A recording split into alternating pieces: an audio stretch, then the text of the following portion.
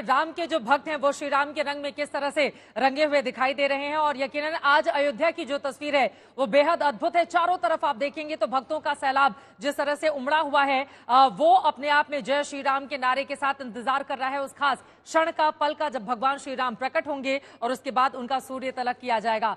खास मेहमान हमारे साथ लगातार बने हुए हैं, उन लोगों से अब बातचीत को नए सिरे से आगे बढ़ाएंगे क्योंकि आज का दिन बेहद खास रहने वाला है। मुझे लगता है कि कथावाचक जी के पास मैं सीधे चलती हूं और महाराज जी आपके पास आते हुए किस तरह से आप बताना चाहेंगे आज के इस दिन को, आज के इस पल को। राम भद्राचार्य जी महाराज क्या सुनाना चाहेंगे इस खास मौके पर? क्या मेरी आवाज उन तक पहुंच रही है? ऐसा लग रहा है पंडित अजय भांभी जी आपके पास आते हुए कथावाचक जी तक हमारी आवाज नहीं पहुंच पा रही है, उनसे कुछ भजन सुनने थे। सूर्य किरण का ये जो महत्व है उसके बारे में कैसे आप बताएंगे हमारे दर्शकों को? श्री राम के मस्तक पर तिलक क्यों किया जा रहा है सूर्य की किरणों से? देखिए, राम का जो वंश है वो सूर्य वंश है। तो ये सूर्य वंश में पैदा हुए और सूर्य का जो प्रताप होता है, जो तेज होता है, वो सबसे ज्यादा दोपहर में होता है। और दोपहर का वो समय जो होता है 11:34 से लेकर 12:34 तक, ये अभिजीत मुहूर्त होता है 24 मिनट से लेकर।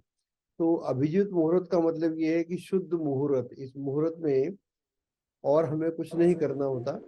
तो राम भगवान जब पैदा हुए तो इनका सूर्य दशम स्थान में था। दशम स्थान का मतलब हुआ राज्य का स्थान, कर्म का स्थान। तो इसका मतलब एक और मतलब, इसको ज्योतिष की निगाह से देखें तो राम ने जो भी युद्ध किए घर के बाहर किए, जबकि कृष्ण की स्थिति एकदम उल्टी है। कृष्ण पैदा होते हैं रात में, वो भी अभिजीत मुहूर्त में पैदा होते हैं 12 बजे के आसपास। तो वहां पर चंद्र प्रधान है, तो चंद्र प्रधान है और वहां पर सूर्य जो है चतुर्थ भाव में है। तो उनके सारे युद्ध घर में हो रहे हैं, जन्म से पहले ही युद्ध की स्थिति में हो रहे हैं।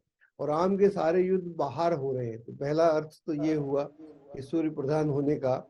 सूर्य प्रधान होने का मतलब ये हुआ दशम में सूर्य है तो आपके जितने भी एक्शन है कर्म में, आप कर्म के द्वारा आप जाने जाएंगे। और कृष्ण की स्थिति इसके बिल्कुल विपरीत है, वो घर में ही युद्ध में फंसे हुए।